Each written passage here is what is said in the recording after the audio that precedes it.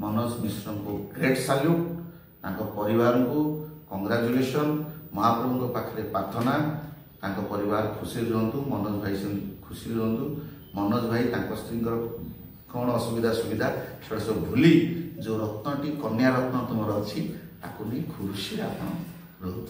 से झी आपंकर सुख संसार संपत्ति सबकि आप आगे जातु आ निश्चित मनोज भाई ये ओडिया इंडस्ट्री दिन आस रिवाइव हम आपण निश्चित लोक खोजे जो लोक आपको टेका मारिक से लोक आपको कोड़े ने 100% कहली दिन आसो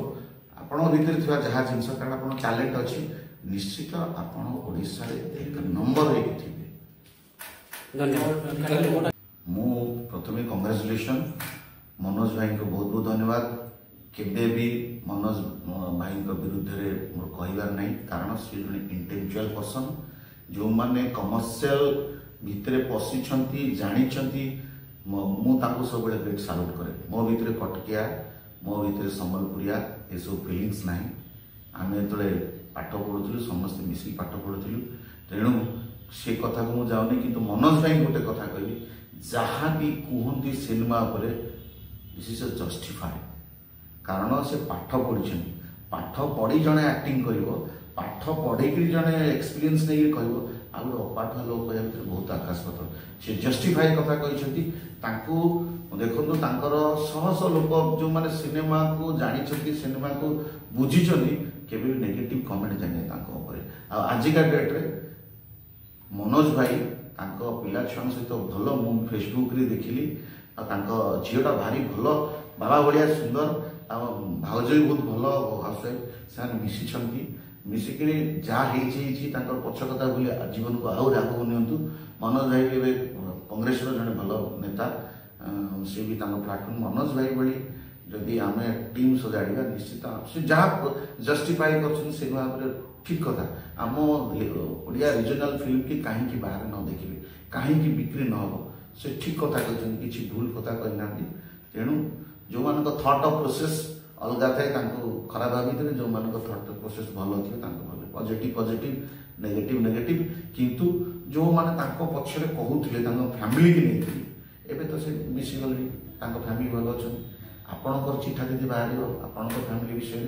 समस्त फैमिली किसी ना कि कथा थाए ताकू नहीं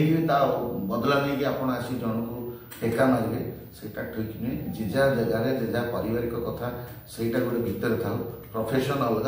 पर्सनाल अलग तेणु आप माने जन को प्रोफेशन भितर पर्सनालटा पूरे जन को बदनाम करिया ठीक हेनी समस्ते वेल जी से कथा सब भूली केमिति आम इंडस्ट्री आगो को जीव आमे माने दी पैसा रोजगार करबा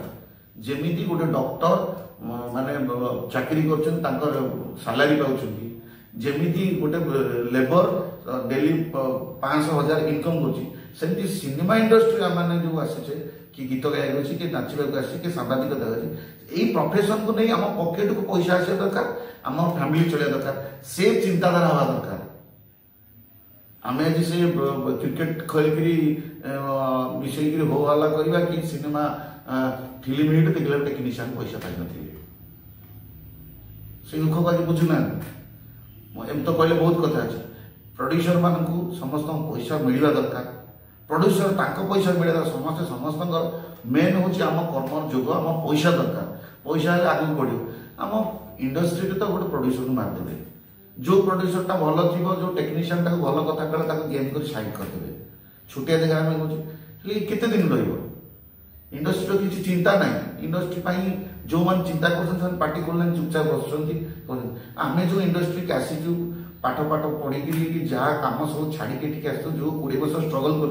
कौन से 20 वर्ष जाए जो गति खटू से भी बहुत गति खटू जेहेतु आम सिनेमा लाइन को ब्लड देचु सिनेमा लाइन भर अंतर्भुक्त हो निश्चित आगामी पीढ़ी मैंने केमी भल हे से बचा एडिटर पैसा देवे ग्राफिक्स पैसा देवे कैमेरामैन पैसा देवे केमी इंडस्ट्री चलो आजिकल तो सब गोटे पिलाटे बचा गले तो 15,000 दरकार ना तेणु पिला कम करना पिला को से मानसिकता आप भूली जो दिन अन्यर पेट को आप चिंता करेंगे निश्चित आप पेट भर आपन थाल भर जे पर्यटन जे अन्य कथा आप चिंता न कर ଆପଣ ଥାଳ ଭରି ପାରିବେ। ଆପଣ ଭଲ ଫିଲ୍ମ କରନ୍ତୁ, ଭଲ କନସେପ୍ଟ କର, ଯେତେବେଳେ ଆପଣ ମୁଣ୍ଡରେ ପଶିଯିବ ମୁଁ ଆକୁ ନେଇ ମାଗଣା ଖଟେଇବି, ଆକୁ ଇଏ କଥା କହି ଆକୁ ଦୌଡ଼େଇବି, ଆପଣ ଥାଳ କରିପାରିବନି। ଯେତେବେଳେ ଆପଣ କ୍ଲିୟର ହେଇକା ଯିବେ ଆପଣଙ୍କୁ ଭଗବାନ କ୍ଲିୟର କରିଦେବେ। ତେଣୁ ଅନ୍ୟକୁ କଷ୍ଟ ଦେଇ କେହି ଭଲରେ ରହିନାହାନ୍ତି। ଏଇଠି ସ୍ୱର୍ଗ, ଏଇଠି ନର୍କ। ନର୍କ ବୋଲି କେଉଁ ଜାଗା ନେଇ, ଯାହା କହିବେ ଏ ବେନିଫିଟ୍ ଚାହିଛି। ଆପଣ ଯଦି ଫିଲ୍ମ ଇଣ୍ଡଷ୍ଟ୍ରି ପାଇଁ ଭଲ କାମ କରିଥିବେ, କାଲି ସକାଳେ ଲୋକ ଆପଣଙ୍କ ପାଇଁ ଭଲ କାମ ମାନେ ଶୁଭ କାମ, ଯଦି ଖରାପ କାମ କରିଥିବେ ଆପଣ ବ୍ୟାଡ୍ ପିରିୟଡ଼ ଆପଣ ତଳକୁ ଯାଇ କେହି ବି ପଚାରିବେନି। ତେଣୁ ପାଇଁ ସମସ୍ତଙ୍କ ଚିନ୍ତାଧାରା ପଜିଟିଭ ହେଇଯିବା ଦରକାର। ଏବେ ଯେଉଁ ଟ୍ରେଣ୍ଡ ଚାଲିଛି ସକାରାତ୍ମକ ହେଇକରି ଆମେ ଆଗକୁ ଗଲେ ବଣ୍ଡିଂ କଲେ ଯିବା ଦରକାର। ଅଳିଆ ହଟେଇକି ସଫା କରି ରାସ୍ତାକୁ କ୍ଲିନ୍ କଲେ ସିନେମା ଇଣ୍ଡଷ୍ଟ୍ରି ଆସିବ, ଆମେ ଆସିବୁ, ସମସ୍ତେ ଆସିବୁ। ଖାଲି ଟେକା ପକାପକି ହେଲେ ହେବନି କି ଏ ଚ୍ୟାନେଲରେ ଗୋଟେ କଥା, ସେ ଚ୍ୟାନେଲରେ ଗୋଟେ କଥା, ସେ ଲୋକକୁ ଆଣି ଆ ବିରୁଦ୍ଧରେ ତା ବିରୁଦ୍ଧରେ ସେ କଲେ ଲାଭ ହେବନି। ବେନିଫିଟ୍ ସମସ୍ତଙ୍କର ଦରକାର, କିନ୍ତୁ ଆମ ଇଣ୍ଡଷ୍ଟ୍ରିଟାକୁ ବଞ୍ଚିବା ଦରକାର। ପ୍ରଥମେ ତ ସମସ୍ତ ଟେକ୍ନିସିଆନ୍ ମାନେ ବି ପଇସା ପାଇବା ଦରକାର, ପ୍ରଡ୍ୟୁସର ବି ଜଣେ ପଇସା ପାଇବା ଦରକାର। ଏ ମାନସିକତାରେ ଆମେ ଯେଉଁଦିନ ମିଟିଂ କରିକି ଯେଉଁଦିନ ବସିବା ଦରକାର।